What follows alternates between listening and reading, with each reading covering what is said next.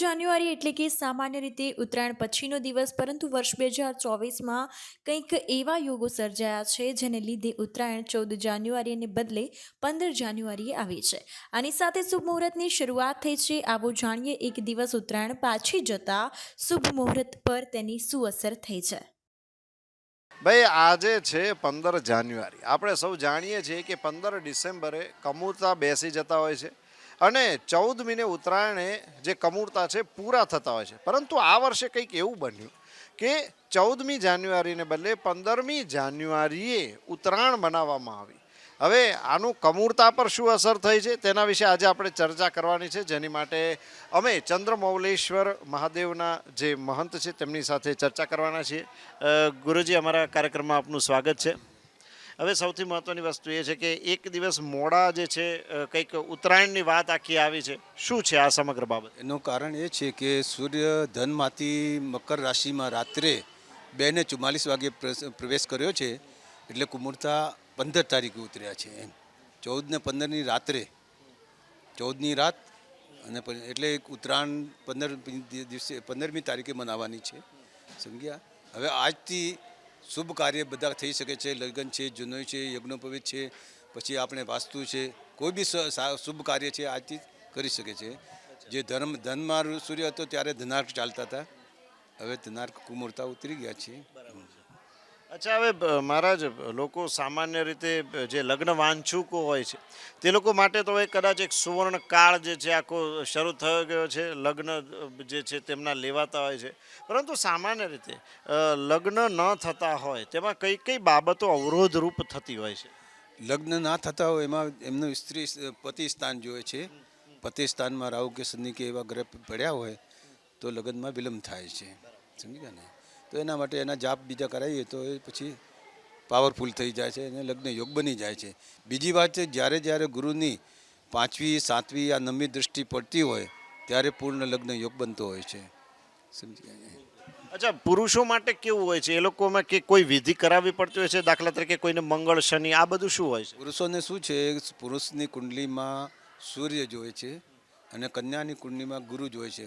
જો 6ઠ્ઠા 8મા યા 12મા સ્થાનમાં ગ્રહ આવતા હોય તો એમને જાપ ઇત્યાદિ કરાવવા પડે લગ્ન પહેલાં, તો કોઈ જાતનું વિઘ્ન ના આવે. દર વર્ષે 14 જાન્યુઆરીએ ઉત્તરાયણ હોય છે અને ત્યારબાદ તરત જ કહી શકાય કે કમૂરતા પૂરા થાય અને લગ્ન શરૂ થાય, એટલે કે સારા કાર્યોનું મુહૂર્ત હોય છે. પરંતુ આ વર્ષે 2024માં જો વાત કરવામાં આવે તો 15 જાન્યુઆરીએ ઉત્તરાયણ છે. હવે આની અસર જે છે તે બધા શુભ મુહૂર્ત પર કેવી રીતે પડી છે તેના વિશે આજે આપણે જાણીશું બિલેશ્વર મહાદેવ મંદિરના મહારાજ શ્રી અતુલભાઈ પંડ્યા પાસેથી. અતુલભાઈ, અમારા કાર્યક્રમમાં આપનું સ્વાગત છે. હવે આ વખતે આ એક દિવસ છે જરા પાછળ ગયો છે, કેવી અસર પડી છે જે શુભ મુહૂર્ત છે તેની પર? આપણા હિન્દુ ધર્મમાં 16 વર્ષ ગણાય છે. સૂર્ય પ્રમાણે આખું વર્ષ ચાલતું હોય છે કે 12 રાશિની અંદર સૂર્ય ભ્રમણ કરે તો 12 મહિના દર મહિને સૂર્યનારાયણ રાશિ ભોગવતા હોય છે. તો આ જે 14 જાન્યુઆરી છે એ દિવસે મકર રાશિમાં પ્રવેશ કરે છે. પણ આ વખતે એવું બન્યું છે કે સૂર્યનારાયણ છે રાત્રિના 2:45 એટલે રાતના 3 વાગે મકર રાશિમાં પ્રવેશ કર્યો, એટલે 14 જાન્યુઆરી બદલે 15 જાન્યુઆરીના દિવસે આ મકર સંક્રાંતિનો જે પુણ્યકાળ છે એ પ્રાપ્ત થયો છે. તો આ ઘણા વર્ષે આવું બનતું હોય છે. તો આ વખતે 15 તારીખના આપણે પુણ્યકાળ મકર સંક્રાંતિનો ઉજવો છે. તો હવેથી આજે આપણે શુભ કાર્યો કરી છે, લગ્ન આદિ કાર્યો, માંગલિક કાર્યો છે, એ આજ 15 તારીખ પછીથી પ્રારંભ થાય છે. તો હવે લગ્નની સિઝન પણ ચાલુ થઈ, લોકો ધૂમધામથી લગ્ન અને પોતાના જે પ્રસંગો છે એ ઉજવશે. તો આ દિવસે એ મકર રાશિથી પ્રવેશ થાય એટલે શુભ કાર્યની શરૂઆત થઈ જાય. તો આ મકર રાશિના સૂર્ય દ્વારા આપણા જીવનમાં પણ નવજીવન આવે છે. સૂર્ય છે આત્માનો કારક છે.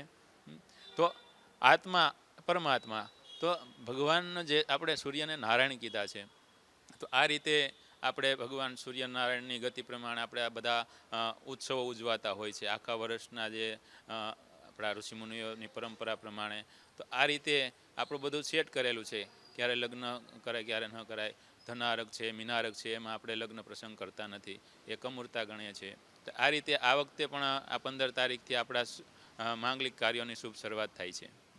હવે આમ સામાન્ય રીતે એવું જોવામાં આવે છે અતુલભાઈ કે દર વર્ષે કોઈક ને કોઈક રાશિ પર જે છે શુભ લગ્ન થવાની અસર જોવા મળતી હોય છે.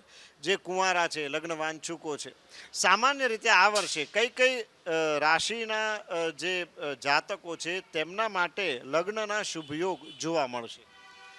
લગ્નના મુહૂર્તમાં એવું છે કે ગુરુ અને ચંદ્ર, સૂર્ય આ બધું એના બળવાન હોય ત્યારે લગ્નનું તારીખ નક્કી થતી હોય છે, લગ્નના મુહૂર્ત નીકળતા હોય છે. એટલે જે જાતકો છે જે રાશિ પ્રમાણે છોકરા છોકરીઓના જે રાશિ પ્રમાણે એને ગુરુ અને ચંદ્ર જોવાના હોય છે, સૂર્ય અને ચંદ્ર જોવાના હોય છે. છોકરો હોય તેને સૂર્ય અને ચંદ્ર બળવાન હોવા જોઈએ અને છોકરી હોય તેને ગુરુ અને ચંદ્ર બળવાન હોવા જોઈએ. ગુરુ અને શુક્ર એ ઉદિત હોય ત્યારે જ લગ્નના મુહૂર્તો નીકળતા હોય છે. ગુરુ અને શુક્રનો અસ્ત થાય તો લગ્નના મુહૂર્ત પણ નથી હોતા. તો આ જાતકો છે એ લોકોના મુહૂર્ત કાઢવા માટે આ બાબત જરૂરી હોય છે. મુહૂર્તમાં સૂર્ય ચંદ્ર અને ગુરુ ચંદ્ર આ દ્વારા લગ્નની શરૂઆત થાય છે. બિલકુલ અતુલભાઈ, તમે અમારી સાથે જોડાયા તે બદલ તમારો ખૂબ ખૂબ આભાર. તો ભાઈ આ તો હતી કે ભાઈ લગ્ન વાંચુકો, હવે બસ તમારે તો તરત કોઈ સારા જ્યોતિષને બતાવો ને તમારા જે ગ્રહો છે આ વર્ષે લગ્નના જો યોગ હોય તો વગર વિઘ્ને તમારા લગ્ન થઈ શકે. કોઈ પણ જાતની રાહ જોયા વગર તમારે જે છે તે લગ્ન હવે તેની તારીખ નક્કી કરી નાખવાની છે. તો ભાઈ કરો કંકુના. કેમેરા પર્સન રાજેન્દ્ર પટેલ સાથે Kumar Barot, news for India, Ahmedabad.